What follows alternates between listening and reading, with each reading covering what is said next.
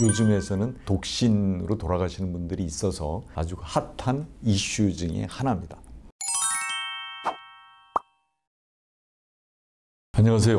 홍순기 변호사입니다. 이번 시간에는 독신 형제가 사망했을 때 상속이 어떻게 되는지, 그리고 형제 자매의 경우에 유류분이 어떻게 되는 건지에 대해서 말씀을 드리도록 하겠습니다. 아직까지 구독자가 아니신 분들은 구독, 좋아요 눌러주시면 큰 힘이 되겠습니다. 상속이라는 게 일어나면 재산의 분배 문제가 가장 중요한 문제잖아요. 피상속인의 유산을 누가 갖고 얼마씩 갖느냐, 이런 이제 분배 문제가 가장 큰데, 이 독신 형제라는 말은 결혼을 하지 않았으니까 직계 비속이 없고 배우자가 없는 상태거든요. 직계 비속이나 배우자가 없으니까 2순위인 직계 존속이 상속인이 됩니다. 독신으로 살다 돌아가시면 대개 부모님은 이제 안 계시는 경우가 많잖아요. 그러면 3순위가 이제 상속인이 되는데, 3순위가 형제 자매입니다. 형제 자매들이 상속을 하게 될 때 누구한테 얼마를 주느냐,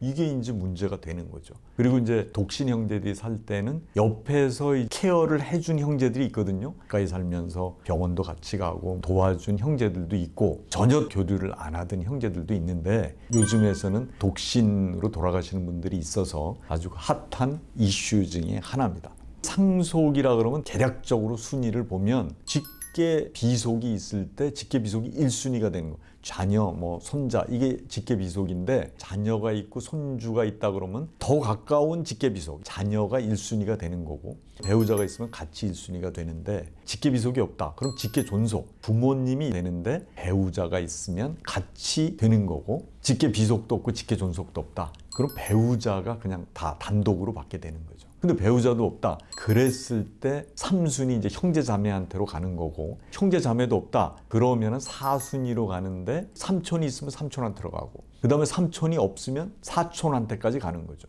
그리고 사촌이 여러 명이면 공동으로 상속하는 거, 이게 이제 상속 순위입니다. 그러면 독신 형제 사망했을 때 상속 지분은 어떻게 되냐? 독신으로 계시는 분들은 유언을 하시는 분들이 많더라고요. 어떤 형제한테 주겠다, 어떤 조카한테 주겠다, 어떤 분들은 종교단체나 어떤 시설에 내 재산을 주겠다고 유언을 하시는 분들도 있어요. 그럼 그게 우선이죠. 그래서 유언장이 유효하든가 공정증서의 유언이면 거기에 따라서 상속 지분이 나누어지는데, 만약에 유언이 없다 그러면 공동상속인들끼리 공동상속을 하게 되는 거죠.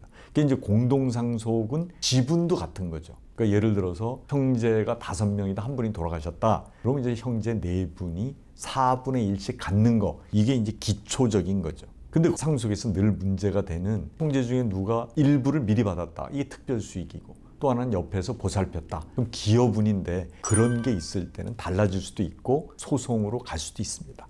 그리고 제가 이제 서두에서 말씀드렸듯이 상속을 하나도 못 받았을 때 다른 상속인들한테 유류분을 달라고 청구할 수 있냐? 지금 이제 유류분 전체가 지금 이제 헌법재판소의 유언 심판이 지금 제청돼 있는 상태인데, 특히 형제들 간의 유류분은 아예 법에서 일단 삭제하는 걸로 결론이 난 겁니다. 그래서 형제들 사이에 유류분은 없다, 이렇게 생각을 하시면 되죠. 돌아가시는 분이 자기 그 바로 밑에 있는 동생이 자기를 열심히 옆에서 도와주고 해서 그 형제한테 모든 재산을 줬을 때 형제들 간에는 유류분을 달라는 게 안 된다는 겁니다.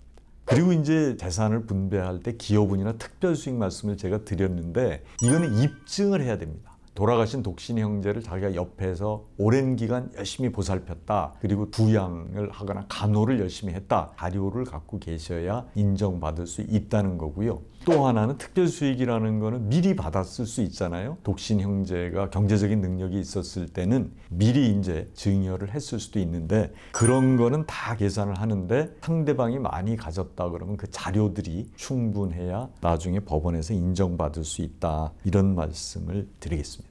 이 영상이 유익하셨다면 구독, 좋아요 부탁을 드리겠습니다. 다음 시간에는 저한테 이제 많이 상담이 들어오는 것 중에 하나가 세대생략 상속이라는 거하고 대습상속의 차이, 또 하나는 어떻게 해야 더 유리한 입장이 되느냐, 이런 것을 물어보시는데, 그런 부분에 관해서 말씀을 드리도록 하겠습니다. 감사합니다.